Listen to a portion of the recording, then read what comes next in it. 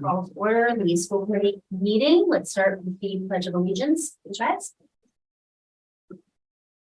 I pledge allegiance to the flag of the United States of America, to the republic for which it stands, one nation, under God, indivisible, with liberty and justice for all.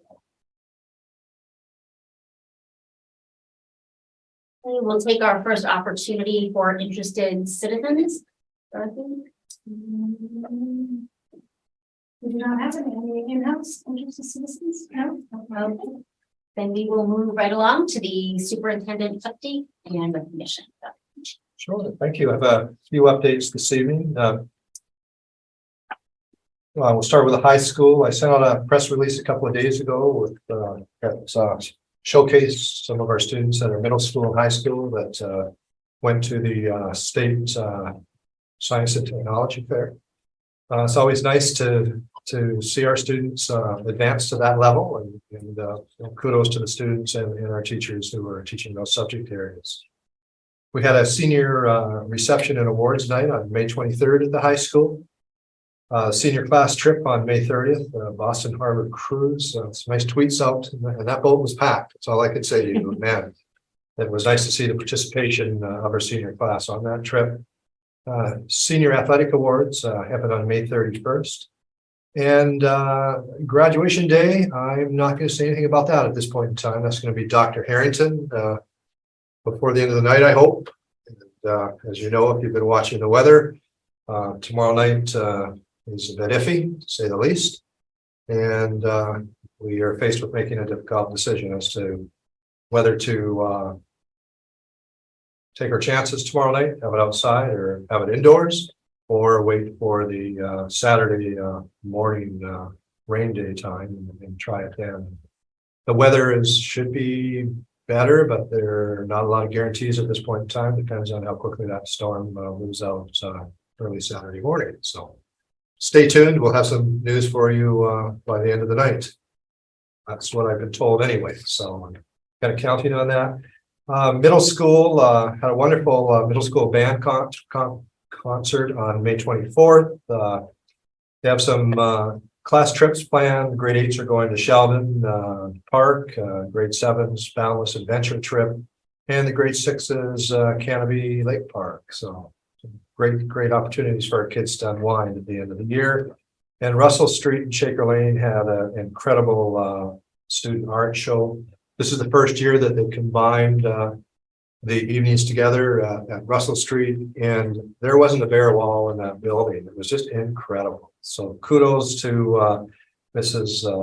Hemis and Mrs. Kenny for all the hard work that they did, and of course our young artists who were very proud of displaying their art during or throughout the evening. And that is it for my updates. Thank you, Dr. Punchy. Next, we move on to the presentations. Could you make a motion to vote on the May 18 minutes? Oh, The consent is sorry. I knew I was missing something. We need a motion to vote on the May 18th minutes. Yeah, I move that we approve the consent agenda. I second that. All in favor, say aye. Aye. Aye.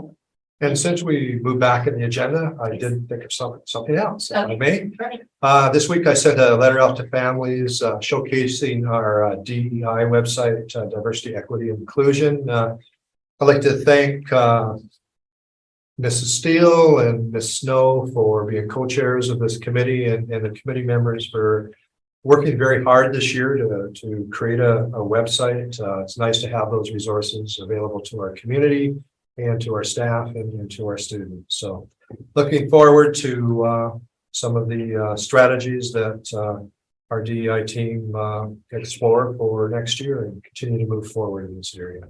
I promise that's it. Okay, thank you. Do we have John Harrington here? He's on his way. He was at a function with me just before I arrived, so he We should. might, so I think he's next in the presentation, so we He might can swap. swatch it out and move on to number 2 of the presentations, which is the list of colleges 2023 high school graduate. Put those up. Yep.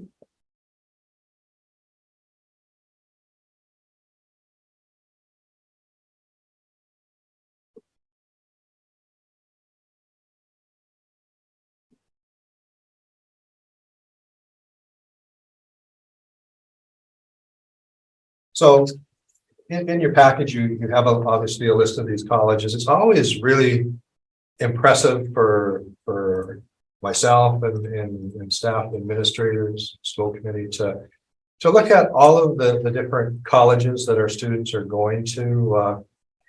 We did kind of a summary at the end there. If you scroll through the last page, we have 91% of our graduating class going to four-year colleges, 3% going to two-year colleges, and 6% are going directly into employment.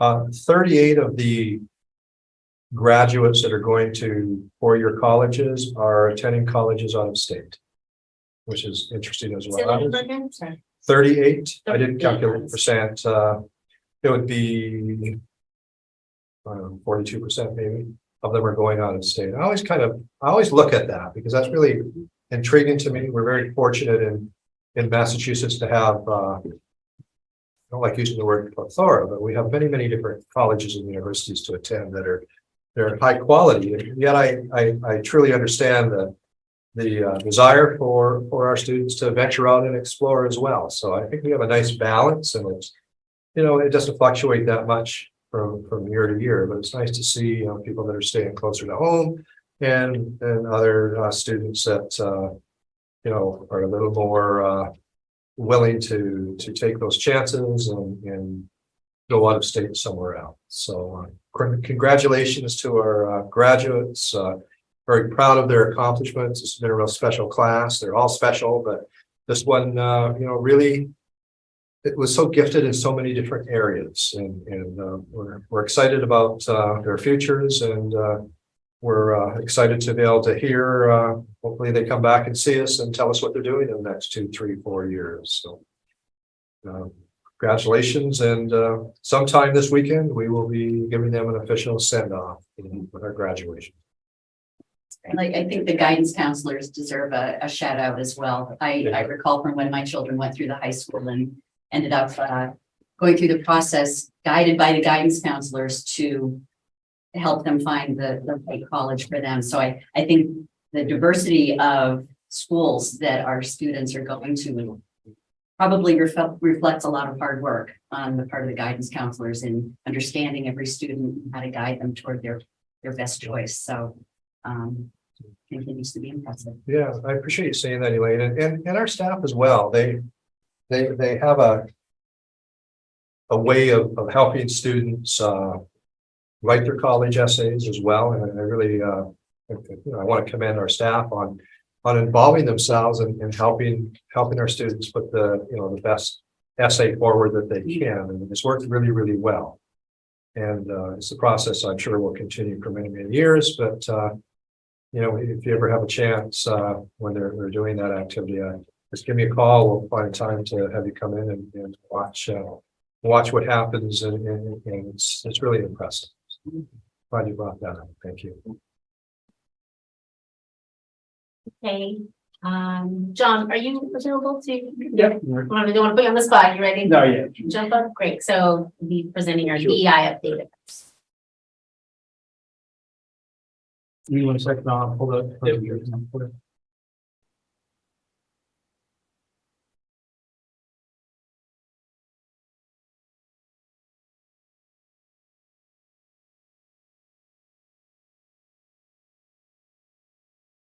Yeah.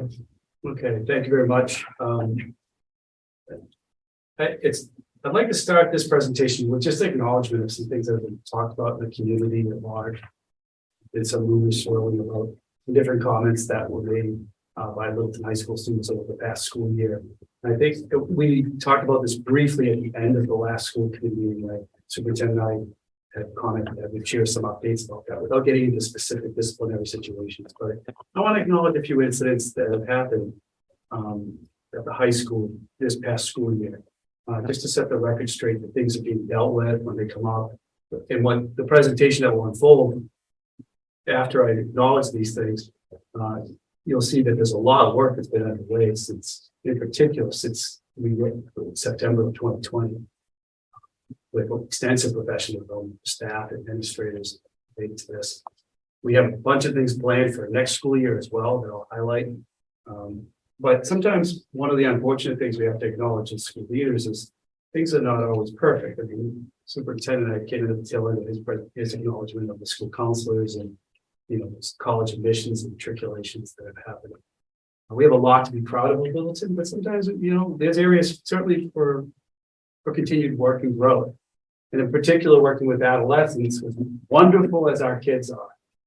You know, I've been principal now for almost 15 years at Littleton High School. And I've dealt with my series, or my share, I should say, of inappropriate behavior, students that can be disrespectful at times, rude, inconsiderate, and present regrettable situations based on words and actions, and we guide them through that. We have a long-standing record of success with that. Many alum are now on our faculty, and they can recall instances that they dealt with me personally on, related to their friends and things like that. They give testimony to that. So I just want to acknowledge that by highlighting a couple of things, not to over scrutinize them or reveal anything, but just to acknowledge that we have had situations that were unfortunate and regrettable that we have to deal with families and kids. We've done it this year. Just the start of the school year, I'll start off with September. There was a soccer game with another school, an accusation by a player from the other team that, and one of the LHS players said a racial slur. It was looked into. The student received a penalty for swearing. Official didn't call anything related beyond profanity. Accusation was not confirmed. And the other school and athletic director was satisfied with the LHS follow-up. We received that confirmation from them in writing as well. So we do take things seriously. We follow up. It's taken seriously by the coach, team. They were offended by the accusation and was dealt with. Later that month in September, we had it. This was something that did in fact happen. We confirmed it. An LHS student wrote a racial slur on a table in the classroom. It was in small writing and it was easily washable. That doesn't negate it or diminish it in any way, but it was an attempt to be, unfortunately, or a very poor attempt to be funny with a friend sitting across from the student. It was promptly removed, noticed by a teaching assistant right away, reported to the teacher, reported to administration. Student was disciplined, family was ashamed of the behavior, we worked with the family, and the student provided additional counseling supports. That situation was dealt with.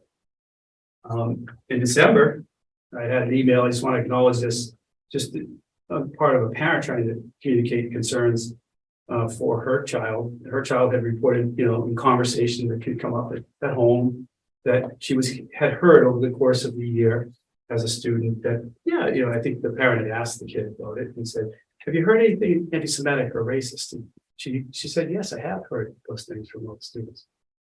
And when I probed a little bit, I followed up with the parent, student, absolutely were very firm. I didn't talk to the student because the parent didn't want me to. But the parent said, student doesn't want to have anything to do with this, did not want to elaborate, proceed. And of course, we have to address that culturally. Why is that someone would be sort of fearful coming forward, even in a confidential setting where we wouldn't disclose their identity for reporting something about specific individuals. But that does exist, particularly among adolescents. They don't want to, the quote is rat on their friends or rat on classmates and become known as a snitch. That's the word that was used. And I get it, but at the same time, it put us in an untenable position. We really couldn't do anything about it. But I want to acknowledge it. But that sometimes happens. It's not necessarily related to racist comments, but we get reports, so-and-so is doing this or that without names and no one wants to go forward with a formal complaint. It makes it difficult to follow up.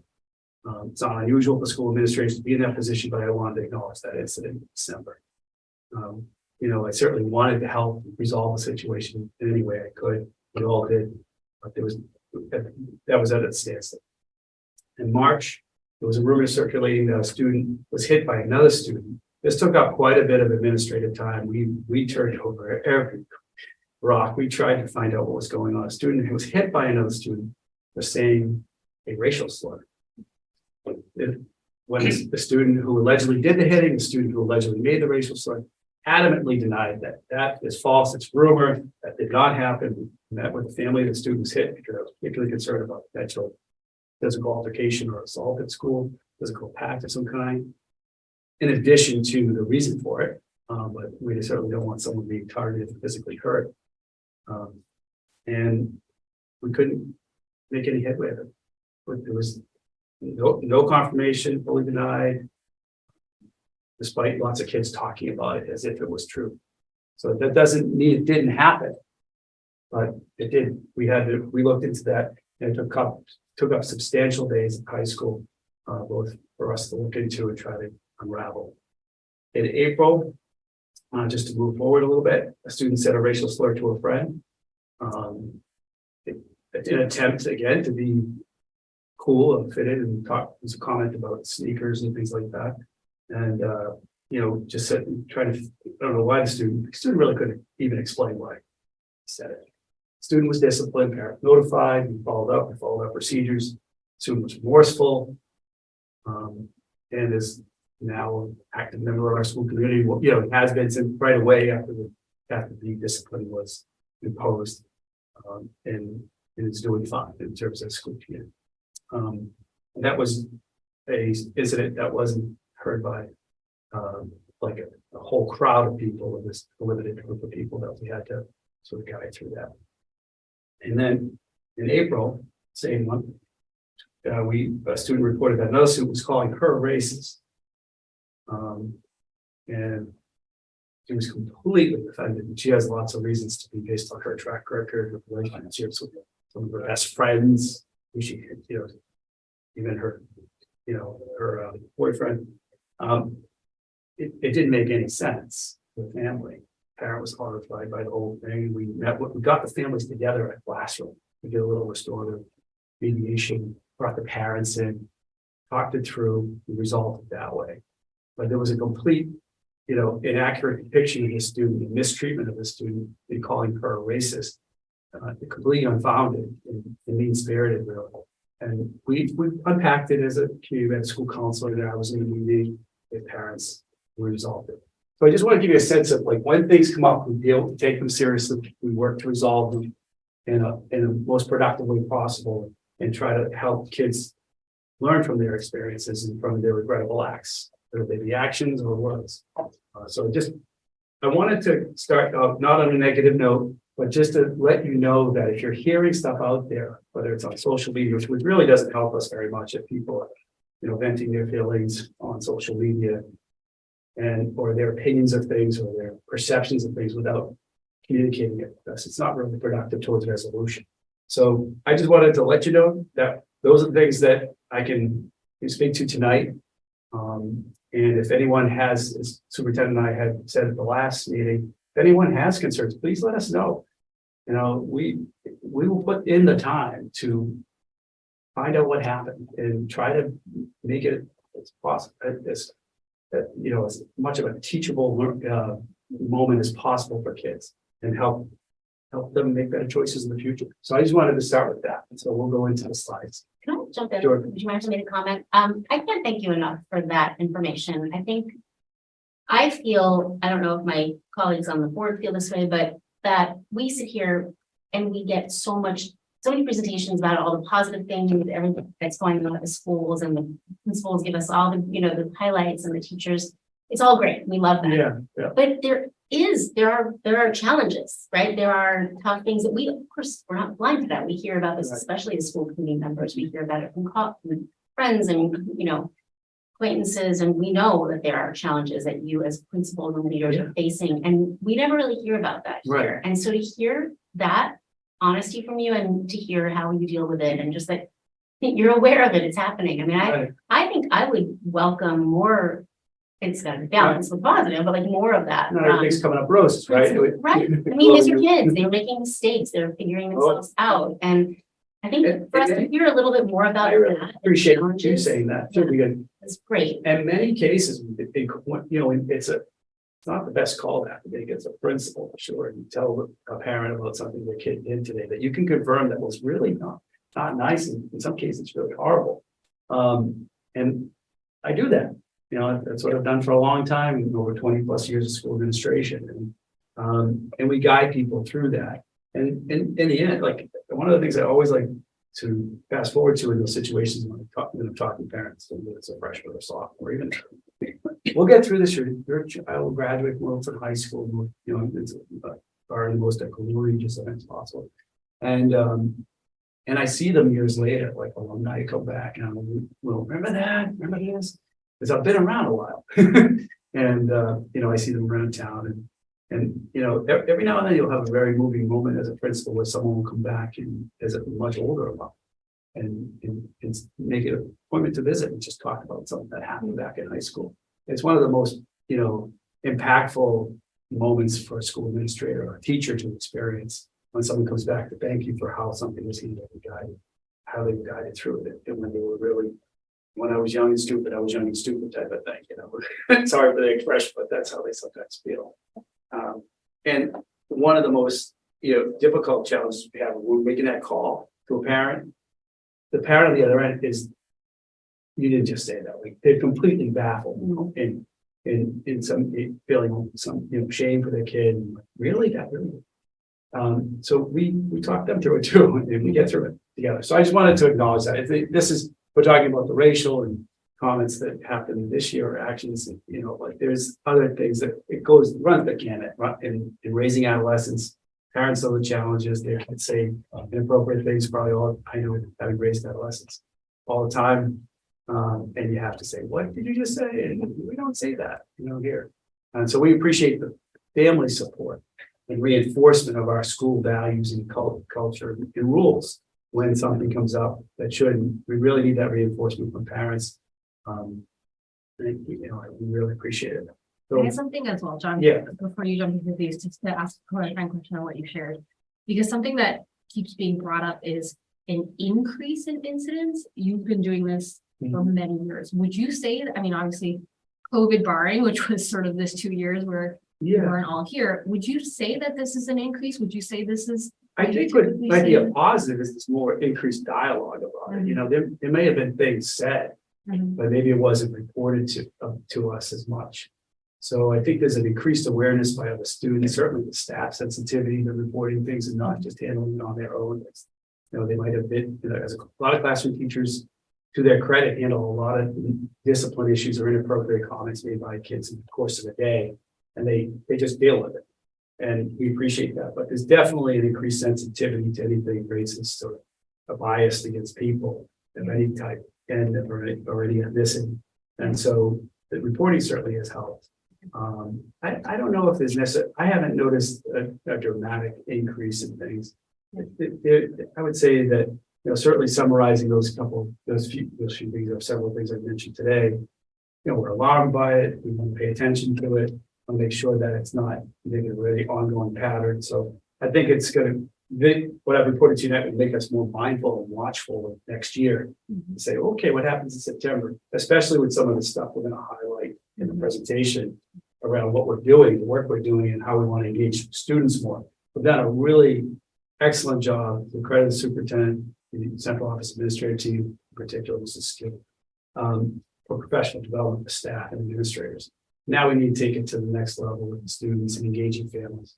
I appreciate that because I think it's not surprising given also the change in the political climate in society. Yeah. I mean, these are not things that didn't exist when I was in high school, but were likely swept under the rug a lot more and not reported. And I think you bring up a really good point in terms of the conversation. We're not getting too political for, you know, presentations. I mean, there's certainly that element out there where there's divides within the nation and certainly within the Wilton community as well, where people have different views. Some very progressive, some very far, you know, right or very conservative. And that manifests itself when you bring all the children of the families together.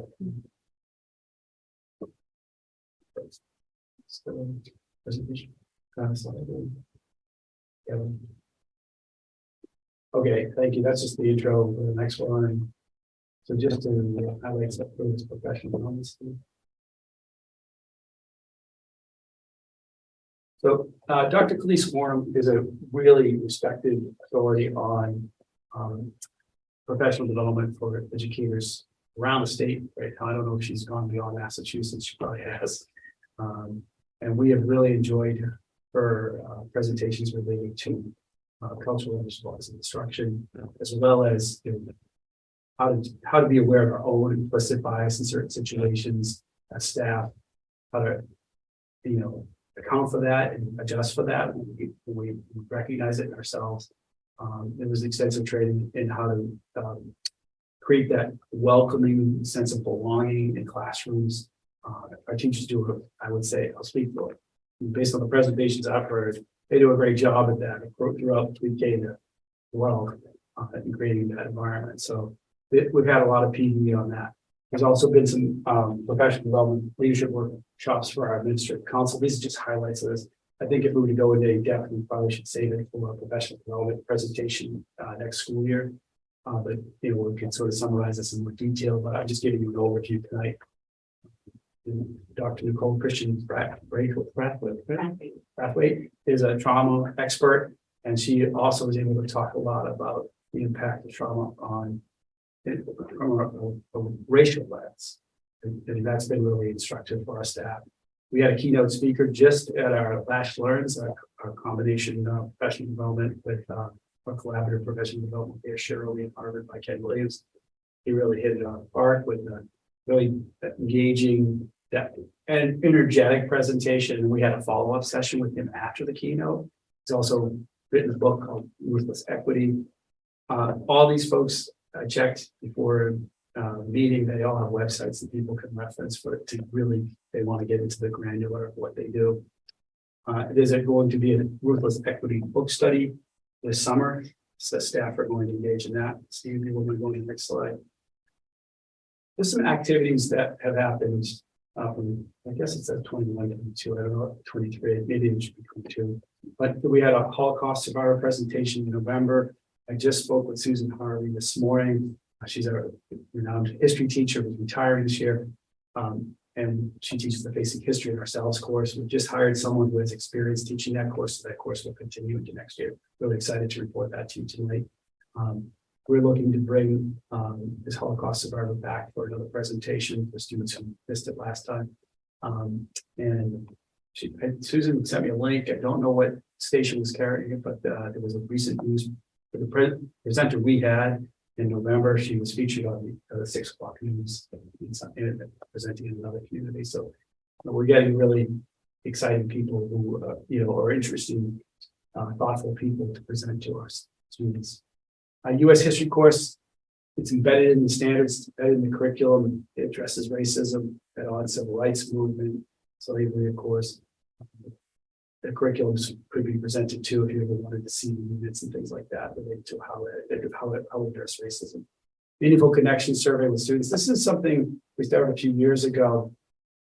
We do a survey with students to see if they have a meaningful connection with at least one trusted adult in the building. And we will go through this exercise as a faculty meeting, professional development workshop. We go use several classrooms. We go and have the students' names up, and we actually go and check whether we have a meaningful connection with those students, so we sort of cross-reference it.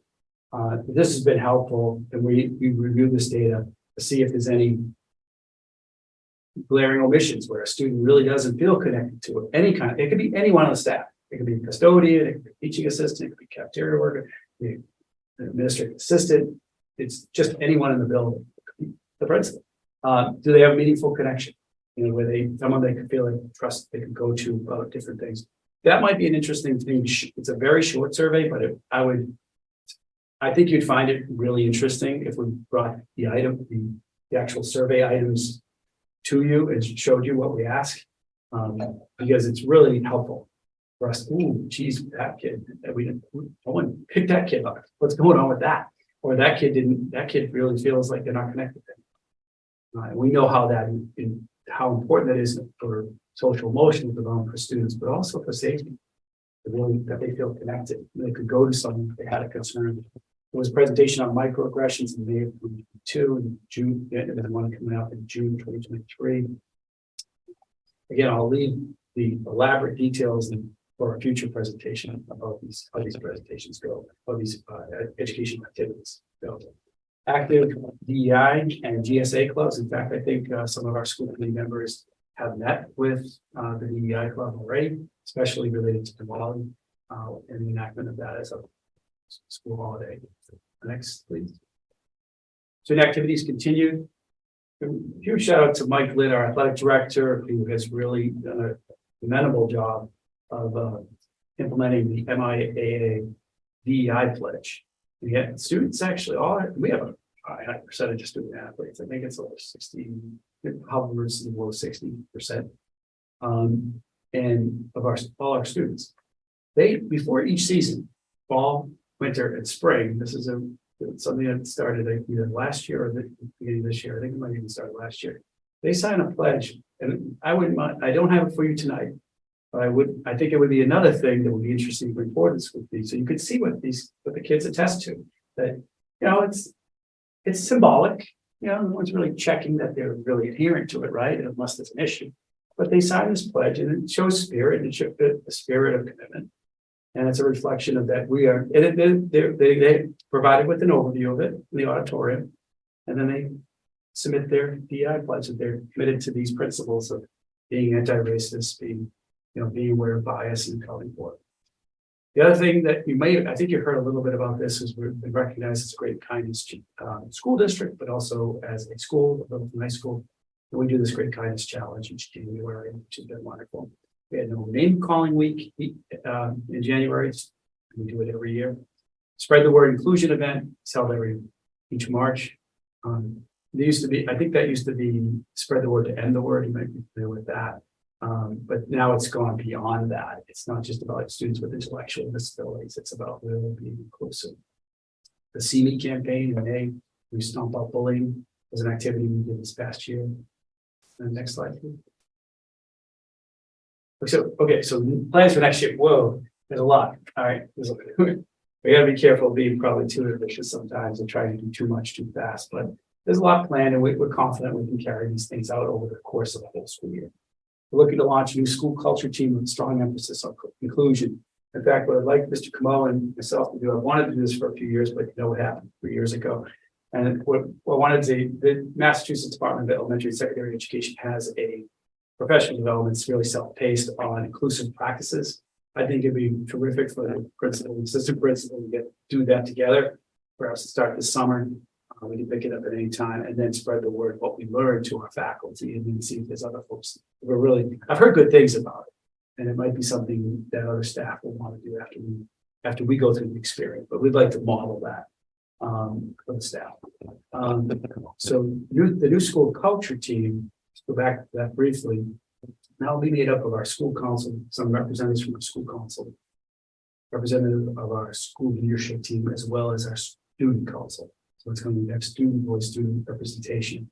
And we'll try to meet at least monthly to go over all the things we're currently doing, managing that together though, really collaboratively. And we like student council, the school council will bring in some parent voice. We'll have the student council and students. Then we have our school leadership team for the staff, for teachers and administrators. So it'll be a real collaborative effort to really talk each month about how we're being inclusive environment that really fosters belonging and sense of, well-being and including. School climate survey for students and staff and parents. We've done these over the years. We have for sure, but we'd like to bring that back and survey the different constituencies to really gauge on what their feelings and perceptions are about the school climate. Because we certainly might feel a certain way. We're very proud of our schools. We know at our high school, we know we do a lot. That's great, but people might feel not so great about some things. We want to know about that. All school assembly, we'll have a DEI club presentation coming up. I think there was a possibility of squeezing one in before the school year, but I know there's definitely plans for the fall. The DEI club is working on that. They probably are going to bump up against their final exams and not be able to pull it off before the end of the month. Guest speakers for students and staff. This is something the superintendent and I talked about at length after the last school committee meeting. We really want to have opportunities for student discussion, Q&A, not just a presentation, but there's an opportunity to sit down with students in focus groups and talk to them and hear from them. Superintendent and I, a few years back, I think it might have been 2018, 2017, we did focus groups with Kelly sat down with a bunch of groups in different grade levels in high school and took feedback related to stress and workload at the high school. So we have a model for how to do this. It was very effective. The kids really felt heard. I was taking notes. I was like, wow, they really talk about unvarnished opinions. They're really letting us have it, like telling us about the workload and the stress. And we were responsive to that feedback for sure. And I think, it's made an impact already. So we're looking to have a similar experience with guest speakers and then follow discussions with focus groups. Considering an all-school book reading assignment with diverse options, I'm still waiting word from the faculty about that. I already actually jumped ahead, we talked about focus groups regarding DEI, racism perceptions. Workshop opportunity for engaging LHS families. Something in the evening, maybe something in the day, but certainly some type of opportunity to sit down with folks who are really passionate about this topic. And for those maybe are just interested in learning more and having some type of presenter and then some follow-up discussion. And then there's a National Culture Week in April that we'll be celebrating. We really want to show our respect for difference, but also that we celebrate it at Littleton High School. And I think this is emblematic of that. Is that it? What slide? Okay. Other DEI, this is just some other things. So you can see there's a lot going on. The district has a tremendous amount happening. District DEI team includes 4 LHS staff members. It used to be 6, but I think that might change next year when we have some new staff come in who, often get new faculty who are interested in the topic. And, they want to get engaged in something at the beyond their classroom level. So we'll encourage their participation. There's a new district DEI website. If you haven't, is that public? Yeah. Okay, so you can check that out if you haven't already, showcasing DEI in action. There's a whole section related to that. And many staff reading books on culturally responsive teaching and DEI independent professional development, just interested in the topic. They're even they're bringing in books into their classroom libraries and really showcasing that. MPY means Massachusetts Partnerships for Youth. And so there's various webinars that are, I think they're free, pretty much for our staff. We have extensive participation in that. And a lot of the topics are DEI related. So staff just, they just attend a webinar. And then there's reach. The Pals Club is, you might remember, I've heard of Tom Brady used to be affiliated with the Best Buddies. So this is our version of that at Littleton High School without the constraints of being tied to the corporation of Best Buddies. It's rather expensive to be a member of it and things like that. But we feel that, like a lot of high schools around us, we could have our own club called Pals and sort of do a lot of the same things that Best Buddies do. So that's what that is. We have had this club, we're bringing it back. And then unified sports, I don't know if you've heard, I think you've heard presentations already about that. We have a number, there was a recent one about how successful that's been and has a pretty strong Twitter presence too when there's an event with the unified sports. I know that CPAC they're big fans of the unified sports program, not to get shout outs about that. So that's, I told you I try to be brief, but we wanted to give you an overview tonight of what all the exciting things happening at Littleton High School to be as proactive, not reactive to situations that might occur. It's all part of our education mission, and I think that highlights it tonight. Thank you, John. So I have a few questions. So to build off what Jen said, I do appreciate your transparency at the beginning about all of the incidents. And I also appreciate how much work you've put into investigating each incident and how much time that takes. But at the end of the day, you can never really get to the bottom of someone's intent. And my concern is that if you've got these situations bubbling up, that it may be an indicator of a larger problem underneath. And so I'm really impressed with all of the initiatives that you've got going on. You've done a lot with training teachers. Khalees Wernham has got a great reputation, so I'm psyched that you've got her coming in. And I'm glad that you're focusing now on the students because it seems like that's the area of concern right now. And I know you have a lot of clubs, a lot of electives that may be impacting the students that choose to take advantage of those opportunities because they're already invested in DEI. But I think it may be the students that are involved in some of the incidents may not be the ones that step up to take advantage of those opportunities. So then that's the question, like, how do you reach the broader base of students so that microaggressions don't become normalized? Right. That's my concern. I hear you loud and clear. We appreciate the question because we're wrestling with that exact issue right now. And being, like I said, we're being mindful and watchful that this isn't a pattern that's going to continue with the next school year. And how do we intercept it, intervene, and prevent it, really, not just react to it. And I'm glad that you gave another shout out to police, because the thing I don't know if I mentioned it or it was on one of the slides, but she provided a lot of coaching sessions to staff who wanted to sign up for it.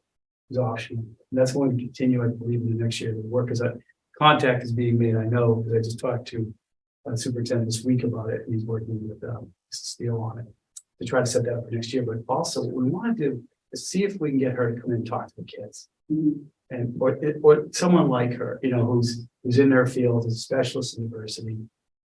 Sometimes kids will talk to an outsider in a different way than they will certainly the principal or a teacher, because they have this venue, and maybe we can we'll have a school counselor there or some, maybe we don't, but it's someone who they can talk to firsthand and then report back to us what they heard, and we can learn from them, so that perhaps we can surface things that they just don't feel comfortable saying to school administration and to a school counselor. Yeah, I mean, and that's the tricky part. Like it's easier to get the kids who heard the microaggression to come forward than it is the perpetrator. Yeah. So I do have one suggestion of something that was successful in a nearby district Happy to hear it. that was facing a similar problem. The Anti-Defamation League has a really good program where they facilitate a group of students who step forward as being targeted with microaggressions, and they tell their story.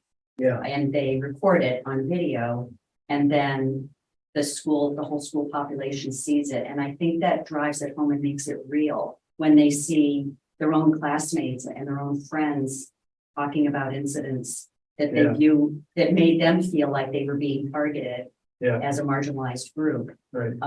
That's an excellent suggestion. And Susan, Harvey and I think you know Susan. Yeah. Yeah. We've been talking, they have an immense influence, particularly in Massachusetts, the ADL, and we follow them. And I've been really intrigued by their work, but that's a great suggestion, because that was not on the slide. And that's a great resource for us. They have a really active presence in Massachusetts, in particular with Facing History out of Brookline and things like that. So we could have, that could be really influential. Thank you for that. Oh, you're welcome. Yeah, I've just been trying to think of strategies for reaching the students that aren't stepping up with already having an interest in this work, because what you don't want is for this kind of behavior to be normalized. Like when you were explaining some of the incidents, you were thinking that it might have been to look cool or to impress a friend. And to me, that sounds like red flags that some of this behavior is being normalized.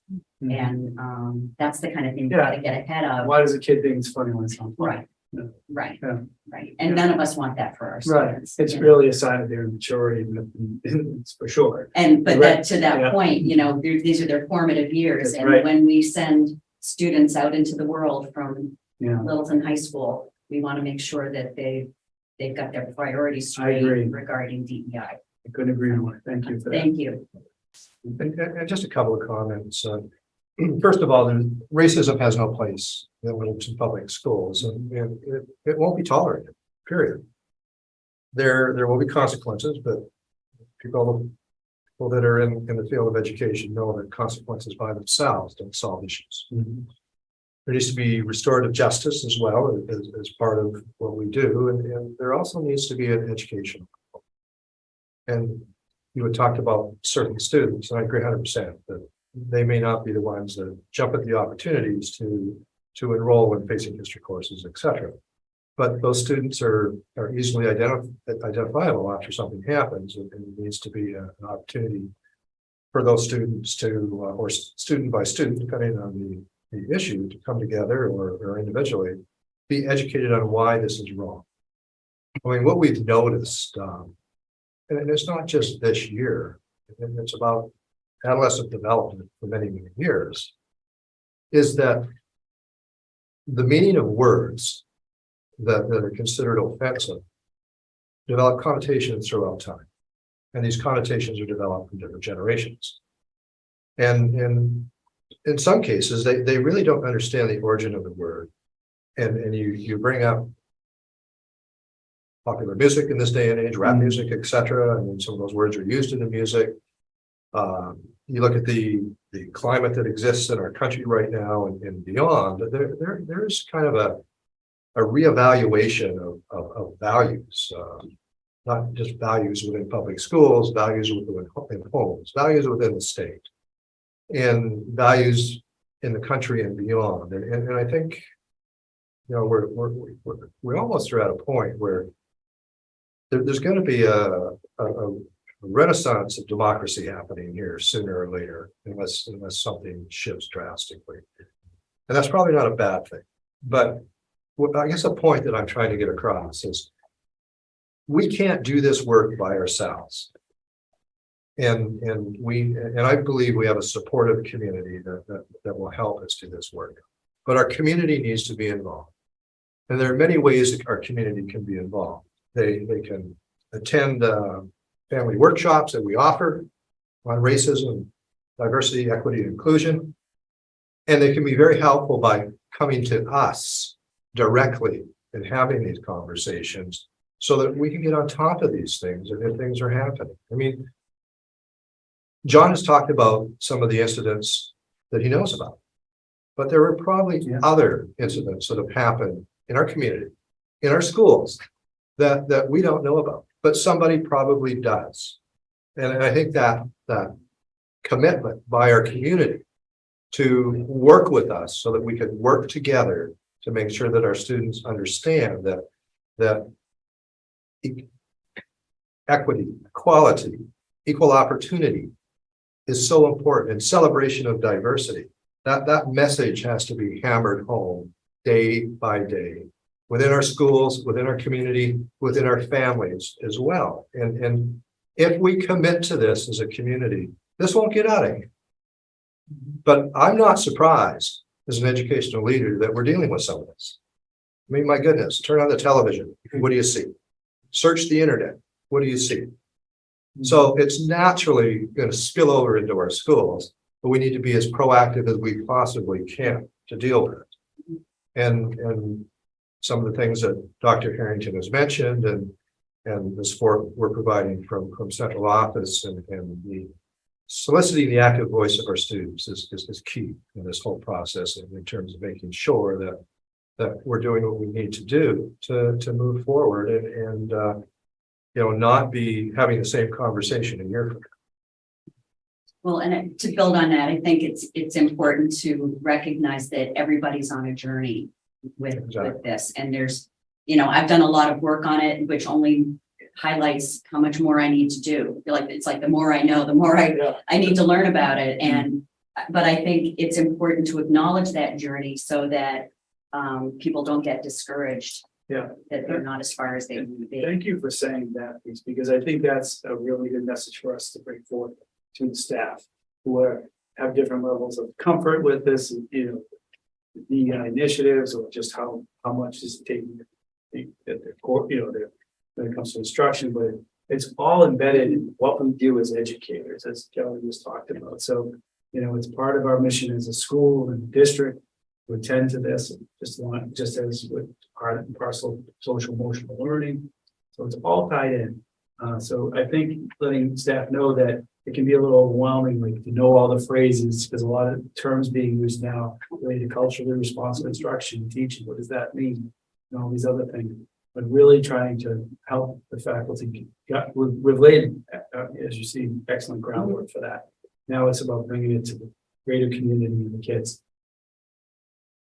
As we said too, this is such an important conversation to have. So I'm so glad that we're having this because it highlights so many strengths that we have, as well as all of the weaknesses that we're trying to work through. And I would love to see more of this dialogue throughout next year. Having it at the end of the year is great, but there's so much to share, and I think there's so much when when it comes to situations like this, there's so much more communication that can be shared. We have to kind of over communicate with some Yeah. things as we can throughout the year so that it doesn't all kind of bubble up at the end of the year where we're like, wait a minute, is this, I didn't realize this is a problem. Is this a problem? So this is really important, and I echo everything you guys have all said. Really, everyone has just said really important, impactful things in this conversation. And I see that we're doing the work, and the work that needs to be done has been so accelerated over the past 2 years. It's really hard to keep up with, and I commend you for staying on top of it the best that the administration can, because it's a big task. And there's a lot with our political climate and everything going on. There's a lot to deal with. Mhm. And it's hard to catch up to an entire cultural Mhm. issue Yeah. like that. Sure. And I think you guys are doing a great job, and it's important, like Kelly said, for parents to be on board too, and to be this has to be a team community effort. It can't just be something that's taught in schools. It has to be supported at home and at a rapid pace as well. If everyone wants to flip the switch, then we all kind of need to work on it together. And not just expect that the time at school is going to be the time where the kids are going to be educated on it. Because that's no task that you can take on successfully. And I see that you guys are doing a lot to make those changes, and I really do appreciate that. And we appreciate the reinforcement, certainly the families at home. We Yeah. have so many hours, right? Yeah. So it's excellent. And I think just hearing from you, kind of all of the circumstances that you explained at the beginning, obviously it's not all of them, but it is very eye-opening, especially for me as school committee members. We are in this very interesting position where we hear parents' perspectives, and then we hear the administration's perspectives, and they're always very different. The story is never the same. It never matches. But with parents, it's always very, obviously, very emotionally charged. And rightfully so. They don't want these things to be happening to their child. They don't want their child to be saying these things. And it's something we have to figure out very quickly. And I think, based off a lot of what you've said, sometimes your hands are tied. You can't talk about disciplinary actions. You can't talk about those circumstances that are going. You can't talk about those investigations because you're bound by policy and laws that are there to protect the students. We don't post rebuttals on social media. Right. So it's really important for us, I think, going forward to create a safe place for students and parents and the administration to get together, because that's where I see that we can definitely work on that too. If students are feeling like it's great that they feel like they want to say something's happening. But like you said, if you can't get to the bottom of it, or you can't investigate it because no one wants to be a snitch, that's understandable. That's totally understandable. But at the same time, you can't do anything about that. So like creating the safe environment where parents and students feel like they can come forward in a safe place, and that it's going to be worked through in a way that everyone kind of feels comfortable and they're making progress, I think is something that we can absolutely try to work towards, so that there's no more whispers in the, I'll say it again, I agree completely. Yes. Yeah.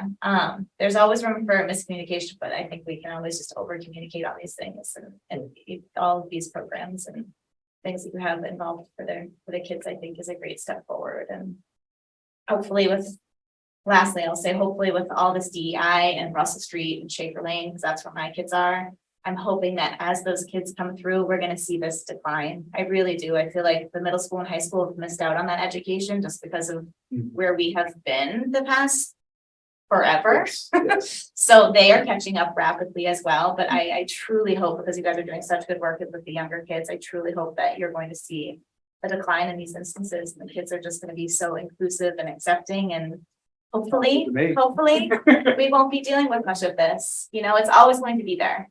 But I think you guys are doing a great job to try to prevent it from coming through and try to help educate the kids who kind of we're all trying to catch up. Yep. Yeah. So thank you very much.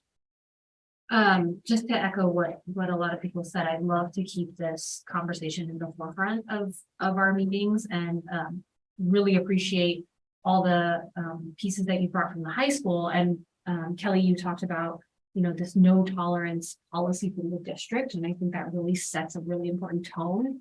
And like Stacy said, that cannot be over communicated enough to the families, that there is a no tolerance policy, there's a no tolerance approach, and then what that looks like. And would love to hear from the other principals as well. We heard tidbits here and there, I know, around professional development and literacy, but sort of this presentation that you did, because it doesn't just magically start in high school, as you know.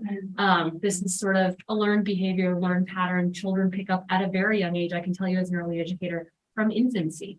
And so we're not talking about something that suddenly emerges when they're 14. And so we really are starting this work when they're very, very young. And so what that sort of looks like as a continuum across the district, there's not DEI clubs in Shaker Lane, but you know, what are we doing in Shaker Lane at such a young age to ensure that the work you're doing in high school is impactful as well?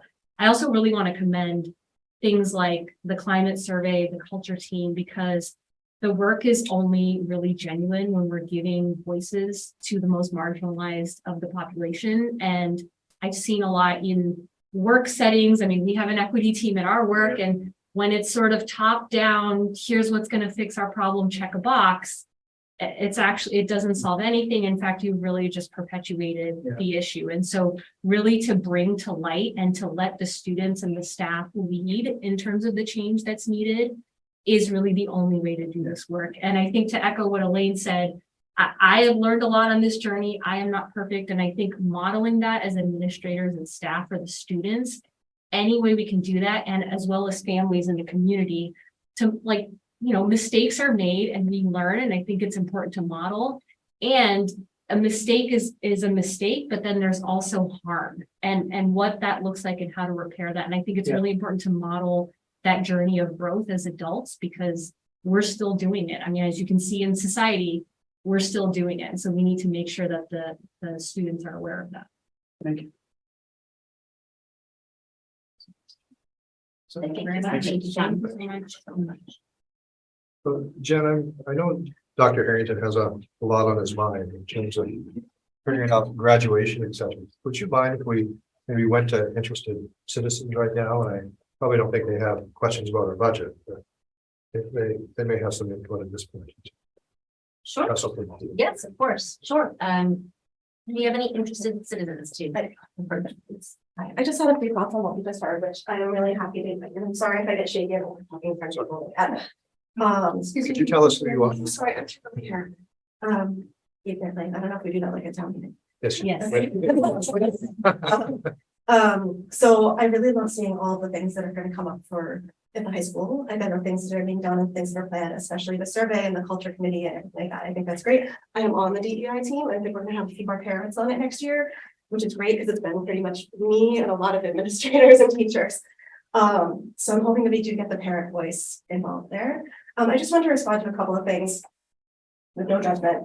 You mentioned that racism isn't tolerated, right? I think as parents, the perception is that there's not enough trust to go to Dr. Harrington or Dr. Clenchey when they have concerns about things. Because I think the perception is that things aren't being done. And whether that's true, not true, I couldn't tell you, right? But there's a trust issue there with bringing issues to the high school administration. And that's something that I would like to see worked on in one way or another. And especially if you're talking about, well, we need to communicate with the families that things aren't tolerated. That's great. You have to show it, right? You can say this isn't tolerated, right? But this is, you have to be open about things that are happening and what you're doing about them. Whether it's not, I mean, it might not be specifically, this is what we did in this situation, but somehow you have to build that. I'm not an expert on this, but you have to build that trust. So people are willing to talk to you and to tell you what they're thinking. They want to know, they want to believe that you're going to show up for them. And I don't think a lot of parents believe that right now. So that's something to work on. And kind of one little thing that I'll get out of the survey, from what I hear more often than not, it's not about kids not wanting to rat or tell on their friends. It's about them being afraid that it's going to come back to them, right? That they're going to tell something. And then the kids that they told on are going to make it worse for them one way or another. I hear a lot. That's true. Yeah. That's why they do. So that's another problem that somehow needs to be solved, right? And in terms of the survey, I just want to say, I think it's great they're going to do a survey. I think we'll get a lot of really informative responses. I just want to say that even if you get, say, 5% of people saying, I feel like I can't talk to you, I feel like my kid's not being protected, that you're not showing up for my kid, even if it's a small percentage, those kids are important. So not to write them off and say, oh, that's just a small percentage. I think that's important too. Okay, that's all I want to say. Thank you. Thank you. Can I just ask, do we have some type of anonymous platform there for parents and kids to, I mean, I know we have like I think it's the bullying report. Is that inclusive to anything that someone wants to report? Because Interesting thought. if, what's that? It's an interesting thought. We do have the bullying report form. on the Yeah. website. Because Again, it seems like it's anonymity is something that's really important for the Yeah. students and for parents, but if they the don't old-fashioned, feel sort of Dropbox, it used to be just, now it's electronic. right? electronic, yeah. If you want to have, it's We- concern. We could certainly consider that, but. I mean, the reality of what we do when we investigate is not different than what a police officer does when they investigate. And if we don't have evidence, tangible evidence to act, we're setting ourselves up for a bad fall with a challenge. And believe it or not, we get legally challenged. That's part of our job. And part of our job is to make sure that we do investigations, we're thorough, and we have good information to act on. And if we don't have good information to act on, we are very limited in what we can do. And so anonymity is fine. It gives us a heads up, but please don't think anonymity is going to solve an issue. It doesn't. And even if a parent comes to see any administrator at all and asks for anonymity, we can't guarantee that. Because any parent can be subpoenaed, deposed, and we can be subpoenaed and deposed as well. And I've been deposed many times in my career. And I'm under oath. So there's a false impression that anonymity can exist in some of these situations. And when you look at it from maybe a different perspective, people are innocent until proven guilty. At times, we get the impression that people are guilty until proven innocent. And that's not the way the law works. And what we do has to coincide with the laws in the state of Massachusetts and federal laws as well. So, I mean, we have to keep that in mind as we're working through any type of challenge that we have within our schools. And, I want to respond a bit, and I really appreciate what you brought up about trust. I mean, we work very hard to develop trust, and we're not going to satisfy everybody. We try, and we never give up. So the 5% or 2% or 1% of the students that you refer to, we never give up on anybody. But sometimes people fall away from us. And sometimes, a lot of times, they eventually come back to us. So there are certain challenges that we deal with that aren't solved overnight. They're not solved in a week, and they're not solved in a month. But within a year, maybe 2 years, with a relationship with a parent, that relationship is repaired and we move on. But we don't overtly try to disconnect from parents. We understand the power of partnerships, but sometimes people will pull away from us because of what we represent. And I'm not saying we don't have to work on that. We always work on it. But if parents are displeased, they need to come and see us. They need to talk it through. By talking to somebody that can't make a difference is maybe helpful in venting. But if we really want to get to the bottom of why they're unhappy, it could be as simple as they don't like the decision we made about their child. And I have a comment about that. In our district, we work very, very hard to make sure that every decision we make is child-centered in the best interest of the child. Most of the time, our parents agree. Sometimes they don't, but it's not ever malicious.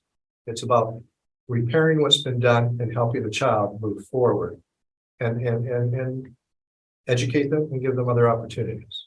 So it's a complex set of strategies that we use, and we do keep track. I mean, every administrator keeps track, and that's part of how I evaluate administrators. I can say with confidence that most of the conflicts that we deal with are resolved and solutions are found, and in a great many situations there are win-wins, and that's from somebody that's been a superintendent in this district for over 12 years. So I understand, but at the same time, unless those people come and talk to us and revisit why they still feel that way, it's very hard for us to get to the bottom of these issues. And we're more than happy to meet with anybody that feels that way and have that conversation. I just wanted to make that public, that statement public, because this is the value that I hold for this district, and it's a value that I have high expectations for. And so we can always become better. Everybody can become better. Not a question of you ever attain excellence. It's something you pursue. But the more we work together, commit to each other, and become partners in educating children in this community, the better off we're all going to be, and our children will be better and advantage for the partnership that we have. Better prepared. Is the school climate survey anonymous? Is it? Yeah. The Yes, it is. climate survey? Yeah, yes, it is. And we use, when we do these kinds of surveys, we use surveys that are tried and true. We use companies that look at reliability and validity coefficients and field test their questions, et cetera. So the data we're getting is pretty accurate. That's what we want in these situations, because they determine the strategies that we use within our schools. Yeah. Is that just with students and parents or just students? Students. Yeah, parents and students. Okay. And I think Parents that's and faculty. Because definitely, as you said, there are parents and families that will come forward, and there are incidents that can be addressed because there's an incident, and then there's climate, right? And there's sort of this like bubbling, and I think anonymity in that is very important, because oftentimes and sometimes there can be a family or a student who doesn't want to relive the trauma with somebody that they feel like perhaps would not understand the trauma because they have not experienced it, and there's a power dynamic. And so I think that addressing incidents that come forward that can be addressed is important, and knowing and addressing the climate and incidents that don't come forward is equally as important. And so that's why I highlighted the voices of the most marginalized, the 5%, having as equal weight as the 5 or so events that you were aware of. And so I appreciate sort of both of those being brought in and given importance.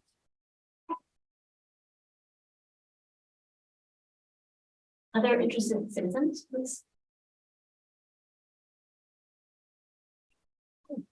Alana Clemens, Monday morning.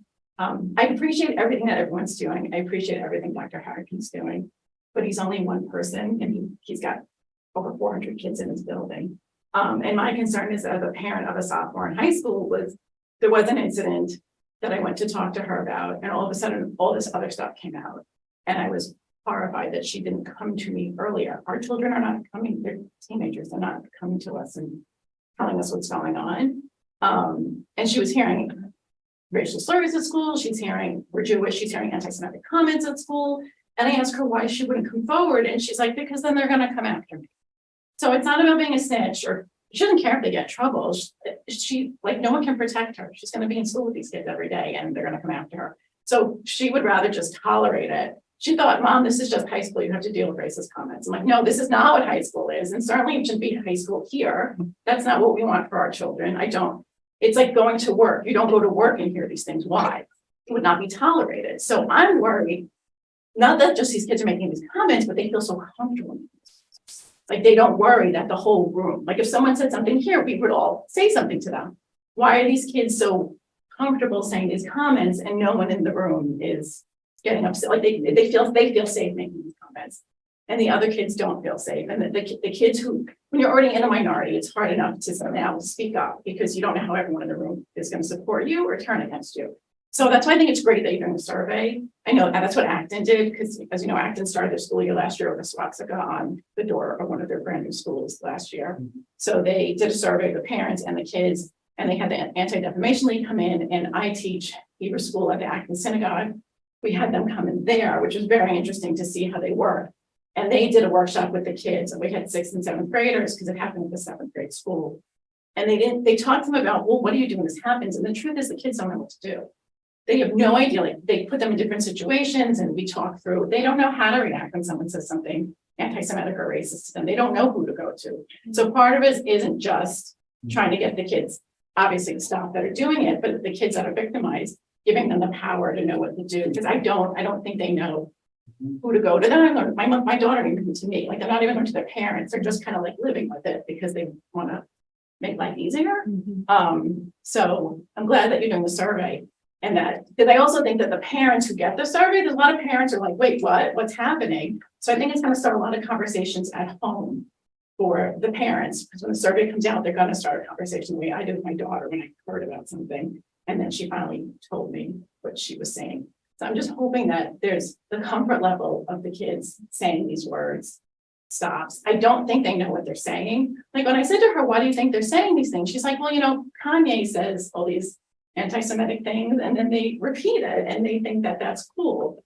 And yes, we had a Holocaust survivor come, but I don't think they make the connection. Like, I don't think they understand the power of their words. And I don't think they understand the effect. Like to them, the Holocaust was a long time ago and people were being killed. Okay, you're not killing people, right? So they, but they don't understand that it starts with little bits of hate and it grows. So I really think part of his education, I don't think they understand how they're hurting the child next to them. Like, I really don't. I don't think we live in a town where these kids mean to be mean. I think they just don't understand. But the thing is, if we don't get on top of it, I don't want to be in the news. Like when Westford was in the news for yelling out racial slurs at another team. Like, I don't want it to grow to that point. So I'm hoping that we can get on top of it early so that it doesn't expand and that it doesn't leave Littleton. These kids don't leave doing that. And I want our kids to feel safe. Like, I don't care what religion you are or what culture you're from. Everyone in our school system should feel safe when they're going to school. And they shouldn't have to, we don't have to hear these things at work, right? We wouldn't put up with this at work. HR would get involved, the person would be reprimanded. Our kids shouldn't have to hear these things at school. It's a hostile work environment for them if they have to sit in school. And even if the word isn't towards you, even if you're not Jewish, you don't feel good hearing these words. Even if the racial slur isn't towards you, it doesn't make you feel good to hear the hate around you. So it kind of affects everybody, not just the minority. It affects everyone. They just shouldn't have to hear it. So I'm hoping that the survey brings a conversation and that maybe the kids realize, like, we have to get a message to them. Like, it's not about punishing each and every one because it's impossible. I appreciate it, but it's completely impossible. But it's about them realizing how bad their words are and maybe having some of the other kids step up to say, you can't say that, and having them feel like, I don't feel comfortable saying that. This isn't something I should be saying, just like when no one would say it when we're at work, right? They just know it's wrong. I want that to be happening in the building. I want these kids to know we don't talk like this. This is inappropriate and it's hurting the people around them. So but is the survey happening this spring or is it happening next year? It's happening next year. Next year, okay, and then we'll get to know the results. So hopefully it'll start a conversation in our community. Maybe parents will talk to their kids about it. So I do appreciate that, but I want you to know what is going on there. Like, these kids are really comfortable saying these words that should not even be in their vocabulary. So I'm hoping that maybe this time next year we'll be talking about how this is all disappearing. I'm glad you bring up the power dynamic, because I think that's an important piece of this, where, you know, our community is predominantly white. Yes. And I think part of the journey, you know, as a white person, is understanding the white privilege that I have, that this is not just regular type, you know, that it's, you know, as a person from the dominant culture, I need to understand the power that gives me so that I don't abuse it and that people like me don't abuse it. And so it's, to your point, it's getting back to, you know, how do you give people who are being discriminated against or harassed a louder voice? So again, I'm kind of intrigued by this idea with having the ADL facilitate, having students report what the microaggressions made them feel, because then it gives them a voice to talk about it, but not in the context of accusing a particular person of doing it to them. So it kind of takes it takes that piece out of it so that they don't have to worry so much about retribution from the person who did the microaggression, but it's more part of a forum where everyone is getting together and talking about the microaggressions and they have some power as a group to have a louder voice. So I really appreciate you bringing those concerns. I think it's, I want to get ahead of this so that we're not just punishing students and having them not do microaggressions because they're worried about the consequence, but having them not do microaggressions because they know it's wrong.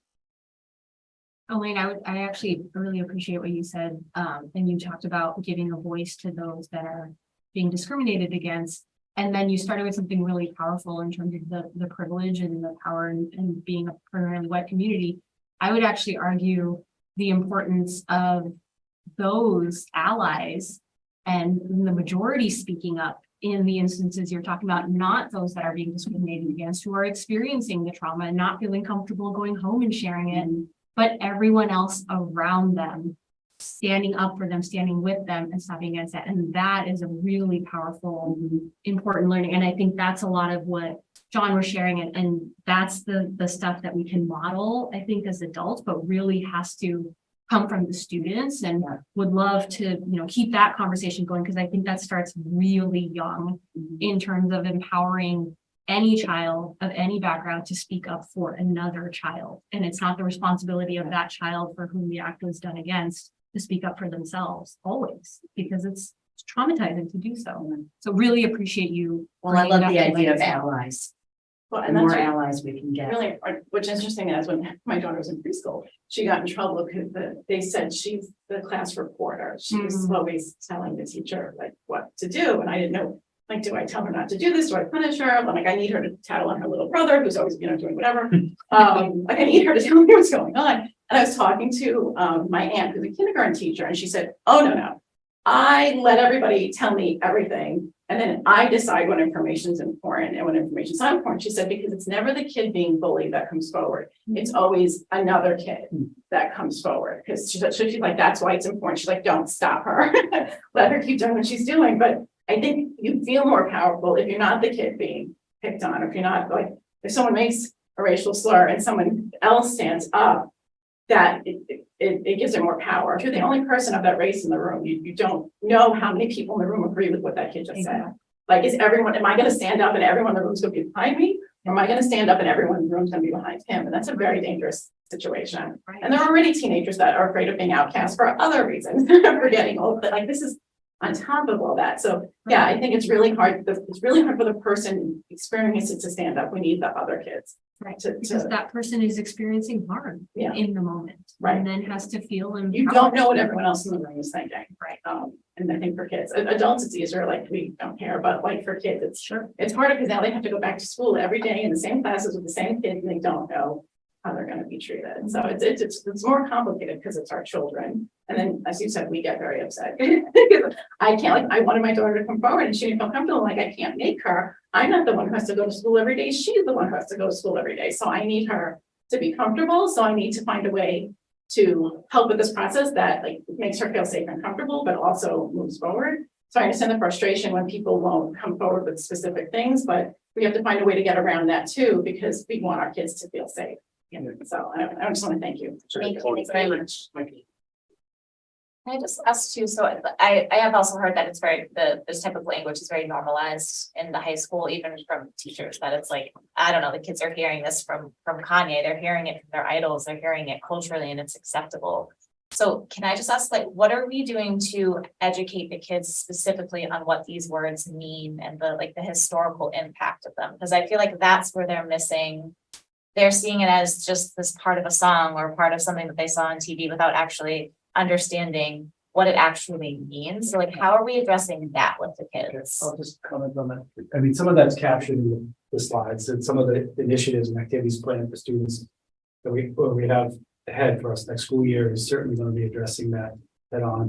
I think part of it is actually bringing in a facilitator with the students, someone from outside, bringing in a voice other than the ones they see and hear from every day.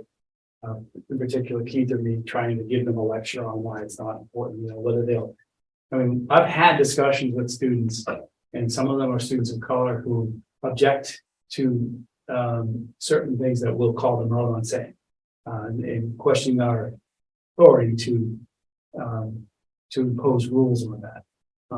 There's been a couple of discussions I've had in the spring semester about that with particular students. So we're definitely aware of it. We're talking about it as a faculty. And I think I'm glad you brought this up, because it's definitely something we have to address head on. And I think bringing in someone who from a position who's well versed in this topic and understands the history, in particular the N-word and things like that, that's something that comes up. How do we address that with our students of color as well as all the students about what's acceptable, what can be said, and what's offensive? I thought Lana, who I know from PTA as well, touched on a couple of very important points. One of them is really helping the students who hear things know what to do to address that. Teaching them how not to be a bystander. There was a big campaign about that years ago. It still is in schools about bullying, but it really applies to all kinds of things. When you see someone being mistreated, or someone says something, how do you call them out? As responsible adults, but there's also an important point when we brought up that if someone said something here, we'd all address it here and call it out and address the behavior. So how do we teach our students to be responsible, and that's in line with our core values, and address that in an appropriate way? How do they need the skill set to do that? Whether it's telling a trusted adult, the teacher who's present, a teaching assistant. Sometimes things are not heard, but reported back, and then going, this sort of confusion about what was said. I don't get the sense from the faculty. I think we have a very talented, responsible faculty. I think if they were hearing things, they'd bring it forward to our attention. If this was really pervasive, where they're hearing it all the time. We have had a few reports this spring. For sure, I have had to address it with kids who think it's okay, and it is based on Kanye and rap songs and things like that. And they think it's cool and they can sing these songs, and it's just part of how they talk to each other. And they're often talking to friends in a certain way, and using the N-word or something. And they think it's okay, and it's not. And that's been addressed. But that's going to be an interesting thing as we move forward into next year about how we address that. And I think it's best by teaching them how to not be a bystander, and also teaching them specific ways of how they can handle it when it comes up, with some outside facilitations and expertise in the field. Because the teachers are really stressed about lots of things, a lot of competing priorities, and they need to be equipped with the skill set of how to address that, especially if a student objects to it and says, but there's nothing wrong with what I just said. It's the music I listen to. It's how I talk at home, how I talk with my friends. And that's really startling sometimes when you hear that. But I don't want to give the impression that it's pervasive, at least because if it was, we would have already reported it out to our superintendent and to school committee if we had a well-known pervasive problem. Maybe the survey will surface things we haven't come to our attention. And certainly you can get a sense tonight from how passionate we've spoken about DEI topics and activities. The superintendent went to some lengths to stress the school's approach to that. So I think you're coming away with full confidence and trust that we're addressing it head on. And I'm sorry to hear in response to, this is a public meeting, I'm sorry in response to Kimberly's comments that some students don't feel that they trust, and she looked at me a few times, so I'm sorry to hear that, they don't trust, that some students are, perhaps are confided in her that they don't trust school administration. We do our best every single day to try to engender trust, so I just want to be responsive to that. If she has specific concerns, I urge her to call me or email me about it. But I certainly, Keith Camo and I certainly we go each day committed to building trust in the school, and I just want to be on the record for that and be responsive to that. Thank you.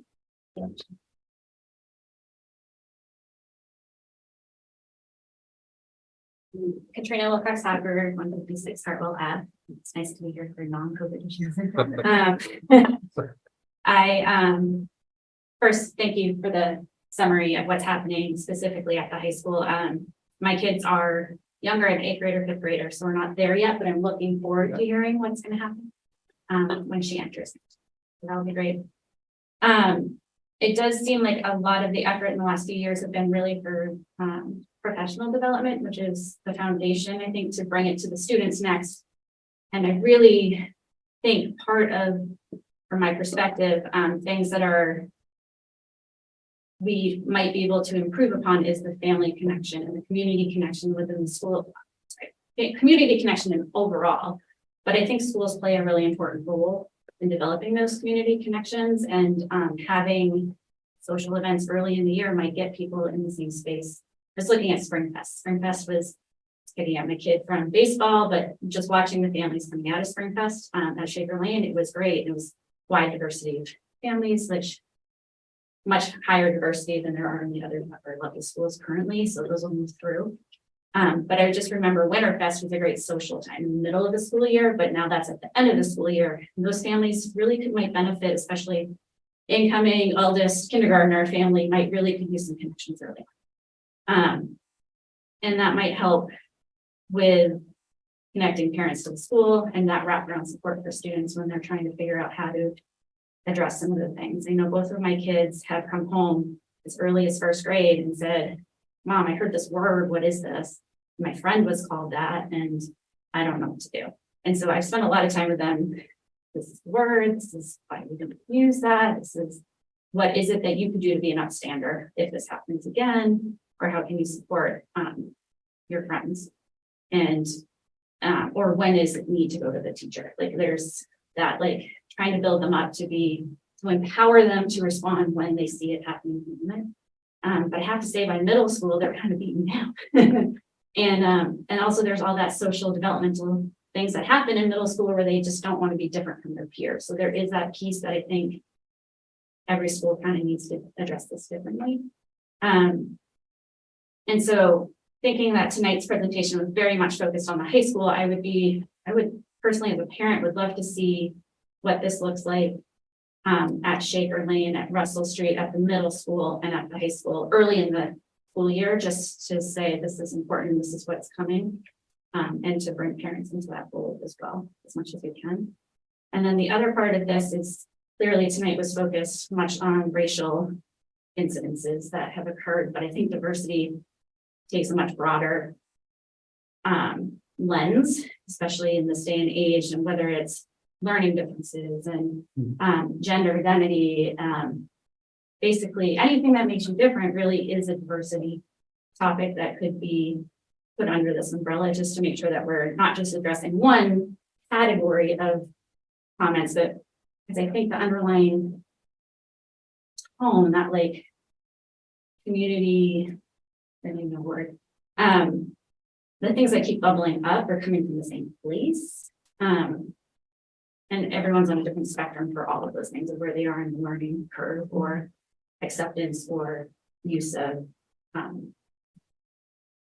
how far along you are, where you're going to end up in it. So I do think just making sure that we're being inclusive of multiple diversity topics would be really appreciated.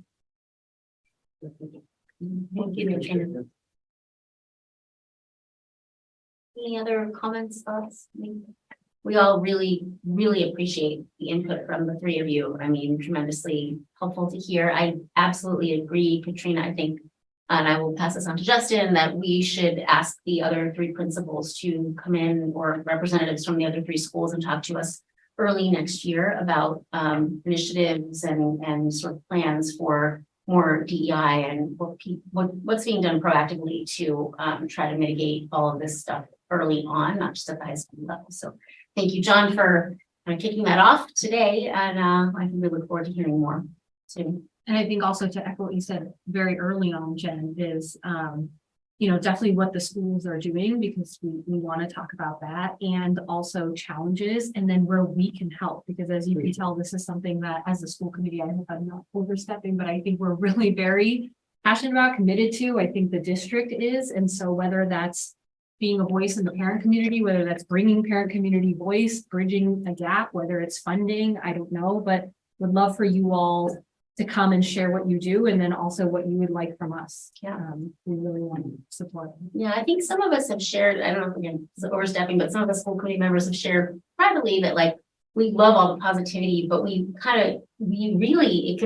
would really help us to hear some of the, like you said, the challenges and the what's going on under the surface. So and we can share that with the other school leadership of the other three schools, but I think it's more valuable for us to hear this and to help become partners with you guys to understand what's really going on and how to maybe help partner to fix it, rather than just hearing all the rah positivity, which is great, but it's only part of the story. If I can add to that, I do know oftentimes you guys you'll give us your accomplishments, and we do hear the challenges, but I don't think we hear as specific as maybe we need to really understand. They're kind of very broad strokes challenges that you're having. So for us, it's hard if we're not experiencing it to really understand what you're actually talking about. Yeah. I think that's somewhere where there's like a disconnect between what you guys are presenting to us as challenges, and then what we're hearing from the community as challenges for the community, because what we're hearing is very specific, but what we hear from you guys is very broad. So it might be helpful if we get, if we can start to have a little bit more clarification as to like what those specific challenges are and how they're being presented to you in the classroom or with the students. We are ready to move on to the next section of the agenda, which I believe is Steve Mark with the budget update. So while I'm bringing up the report, I would like to update the committee on one item that was discussed, I think back in January or February. I don't remember, during one of the curriculum reviews. And we had talked about getting touch panel displays at the elementary schools. My comment to this at the time was we hope to have them in by the beginning of the next school year. And have to report that they have been delivered in May. They're in Russell Street and elementary schools, and now we also have them at middle school and high school as well. We did that last year.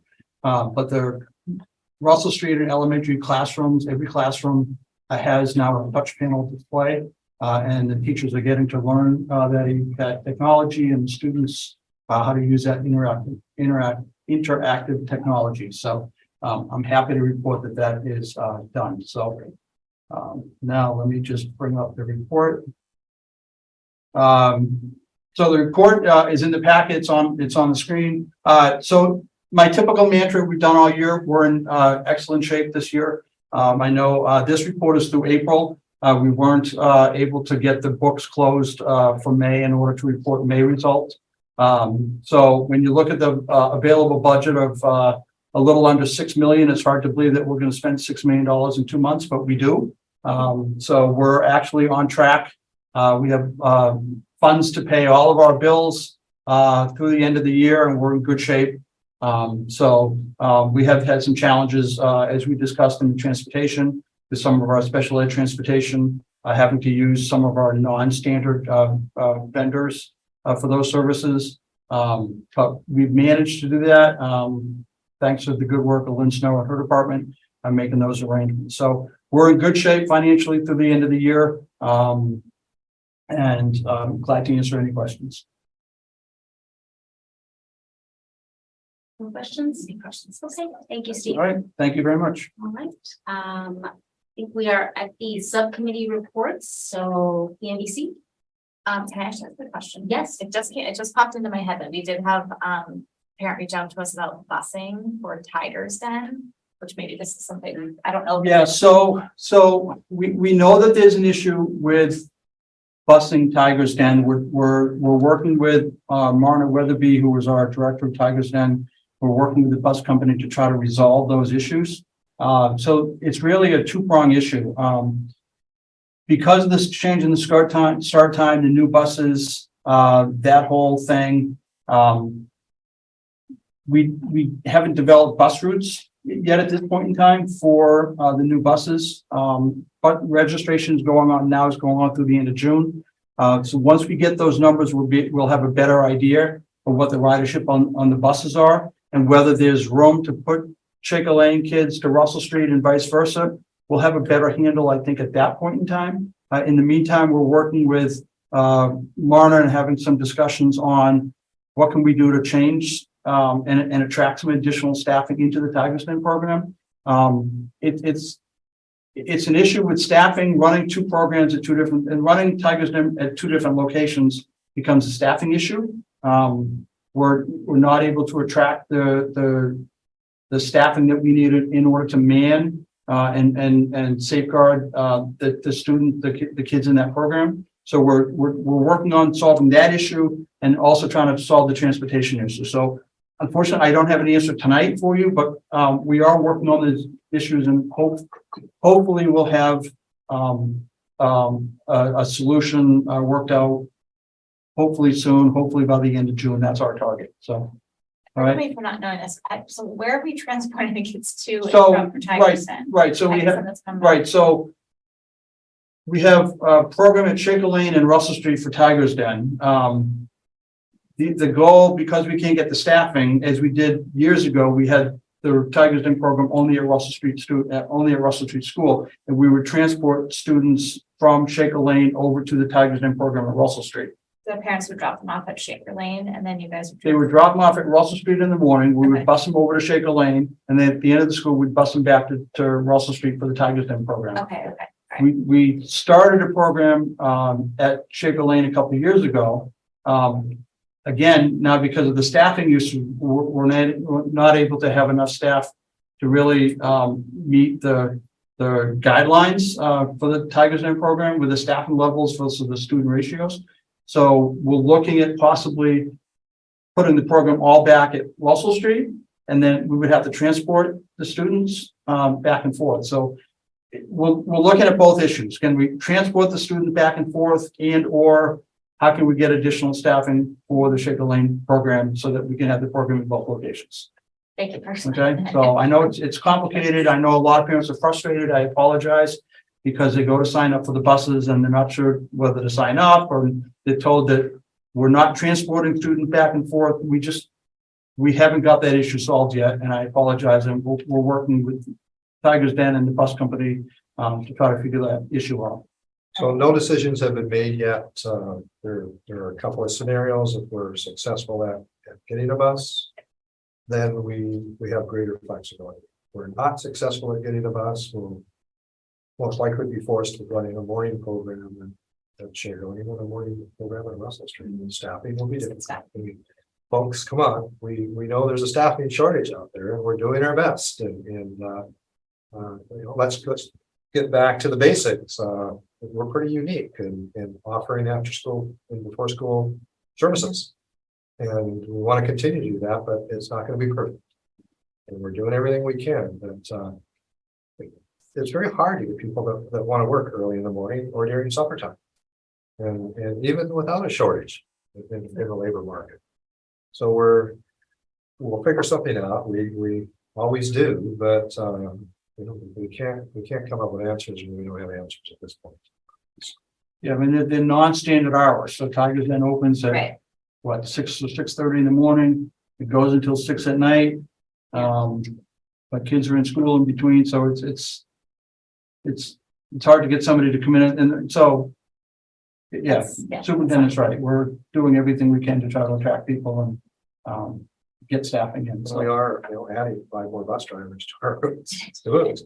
So we're Right, and all order out there. right, and again, we know the cost of a bus. Just to add one bus just to bus students between Russell Street and Baker Lane is $75,000 for a bus. So we're trying to work through all those issues. So again, I apologize to those parents that are frustrated at us, but we don't have a solution yet. But we're working on it. Thank you. Thank you. Okay, now you can do the we have a Shaker Lane Building Committee meeting next Tuesday, where we're just gonna, I think, all regroup together. We have some, what is it, we have an application that we have some forms that we're filling out. Right, We're working it's on it. the request for it's the feasibility agreement with MSBA that has to be reviewed and approved by the committee. And then there, and right, and then there's also we're starting, once that is done, then we'll start the committee is starting the process for a request for services to go out and hire an owner's project manager. That's really the kickoff to the whole design, build, renovate, feasibility study process with MSBA. We are happy to report that MSBA gave us a preliminary reimbursement rate for the feasibility portion, which is 48 point something percent. I don't remember what the exact percent, but it's around 48%. So MSBA will reimburse Littleton back 48% of those feasibility costs and owner's project manager costs. So that's a pretty decent rate, actually. We're hoping that rate climbs a little bit for the actual building portion of it.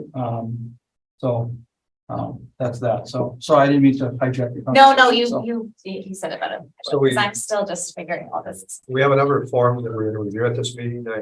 I feel really good where we are in the process now. We have forms, a draft completed for everything that we need to do. There's always a little bit of gray area when you interface town bylaws with MSBA, and school committee practices, and at that meeting, I believe, if I was able to tease through all of the things that were convoluted, we will need to take a vote as a building committee to appoint interim town administrator as having signing authority for the project. So it's just kind of interesting how things get kicked back after we sent them in. The lawyers already read through them, give it back to us, we send it in, and then it comes back to us, and we have to do something else. But that's part of the process.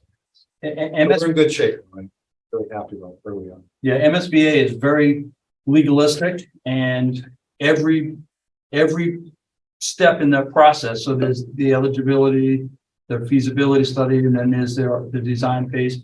Every step of that has a bunch of legal form documents by MSBA that have to be voted and approved, and it's very legalistic. So lots of Process. so, Great, thank you. and then the high school roof project is on track. Just again, to fill everybody in, that project will start probably the day after school is done at the high school. It should be done by the end of the summer. So that's the plan, but that project is on track. And that'll take care of some of the roof leaks in that area that we've been dealing with for a number of years. So we're moving forward. Good news. Budget subcommittee, that would be me. I don't have any updates. And then finally, the policy subcommittee. So a little bit of an update there. Yeah, and I can do this. When we changed the school calendar and voted on it, we ended up having a policy that we're not following. So that's not a good thing. So we need to take a look at the policy, make a few changes. The only change we really needed to make was take Good Friday out of the policy, GA change. But when we looked at it, we've been vigilant in trying to get rid of gender specific language. So we decided to do that, and we brought it for first reading as well. This is a policy that we've had discussions about before. My recommendation, I'm sure is aware of it, that we take a look at this policy again as we try to figure out whether the policy is meeting the needs of where we want to go, and is it being adhered to the degree that it should be. I can tell you we're fortunate. Ms. Snow made the mistake of coming to see me and asking for ideas for a project and one of the courses she's taken in her doctoral program. And of course, right away, I said, well, Holy Days would be wonderful for you to explore and take a look at. So Lynn has done some great work, and without letting the cat out of the bag, our policy is a little more specialized and descriptive than most of the policies we've seen in other districts. So I just want to throw that out there at this time. But one thing when we have this all put together that you're going to most likely look at, maybe have the same reaction that I did, is Lynn from another state was able to get a hold of a document that listed all of the possible religious holidays that could possibly happen within a school year, and it's daunting. It is daunting. Like it just, when I looked at it by month, I couldn't believe it. So we'll be sharing that as well in terms of, because when we're talking about holy days, we're not just talking about the days that we're discussing here and the days that we acknowledge on the back sheet of our calendar, because there are many other holidays out there that we're really not that aware of, to be honest with you. And we have to be concerned. We pick a policy, because it doesn't matter whether it's the 15 or whatever holy days we have here. If we make a policy, it could be 100 or more holy days that exist. And I don't have the exact number, but that'll be something that we delve into in the fall. Didn't we agree? I don't think it was policy, but we kind of conceptually agreed, like, there'll be like one representation for every religion, or that was kind of like the goal with taking off. I think Good Friday, because we were saying that Christmas is kind of the Yes. holy day, like. Yeah. But I think that was that's the the policy thing. though, Yeah. right? That was kind of just what we had. Right, but this policy goes into many different areas, and it talks about what are appropriate expectations for students when they're away because of celebrating holy day. And when you see that list of holidays that will be giving you, the idea of not giving an exam that day is not doable. Yeah. The idea of not having an assignment given that day is not doable. But what needs to be done is there needs to be an agreement that the student has time to get the assignment done, the time to write the exam, and not immediately when they come back the next day. There needs to be some concessions made. So we need to look at our policy and analyze it to make sure it's doing what we want it to. And then the enforcement part is my responsibility to ensure that it's enforced properly.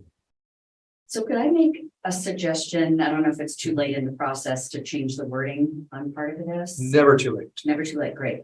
So the second bullet point in the second section says that students shall not be held accountable for tests, quizzes, and homework and other one-time events on such days. I mean, the reality is that students are going to have to take the test or the quiz or do the homework because then they would fall behind. So would it be more equitable to state that the teacher will not give the class a test or a quiz or assign homework on those holy days? I think that is not That's the challenge. is palatable as one would think. Because we're not talking just about 12 or 15. The policy encompasses, unless you want to restrict it, encompasses every possible holiday that could be celebrated by any member of this community.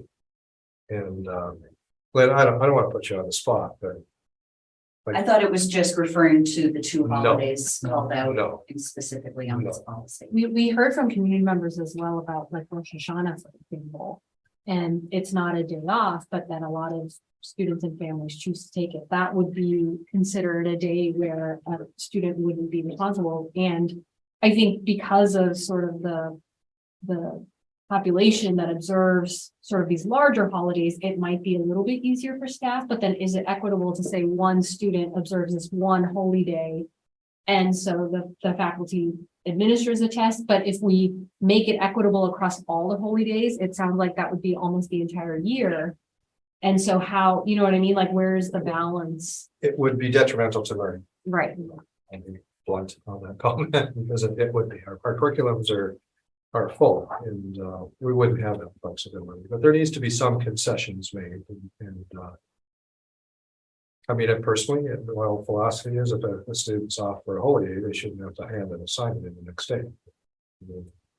If a test was given that day, they shouldn't have to take the test the next day that they come in. There should be some latitude given to these students. But I think without seeing all of the holidays, it might be hard to envision why you're hearing from me and thinking the statements that I am, because it was an eye opener for me. And I thought I had a better handle on the number of holidays that were celebrated until I looked at the table. I was blown away. Sorry, say that again. 20 and 20. 20 in April. Yeah. Well, And I think that's why we wanted to do a read of this policy specifically, in making sure that one, you know, it's equitable and that's important, and two, it can in actuality be enforced in a way that is both respectable but also considers learning. I think for the time being, so we're in compliance. And moving forward, if we could just take a look at those changes as is, do a second reading, and then we, this is on our plate next year to take a look at it in more detail. But and we can't have a policy in existence that we're not adhering to. This is not appropriate and it's subject to challenge. So. All right, thank you. Thank you. I think with that, we are ready to have a motion to adjourn. We're at the end of our agenda. I'll entertain a motion. Thank you to approve the change. It's just first reading. First reading. Okay. So we'll come back for a second reading in September. Okay. So So you don't can we need a make motion? no? First reading, it's not finalized. If you want to make a motion, you can. It's not, I mean, we have in the past. So let's make a motion for first readings or we're consistent. Want to make a motion? I motion to approve for First first reading. reading policy JHA. Second that. All in favor, say aye. I Thank you. And now I'll entertain a motion to adjourn the meeting for today. move to adjourn. All in favor, say aye. Aye. Meeting's adjourned. Thank you. Thank you. Have a good summer, everyone. Yeah, Yeah, it's kind of last. hard to believe. It's almost here. I still thought I'm up. Well, that's true. Sorry. Let me rephrase.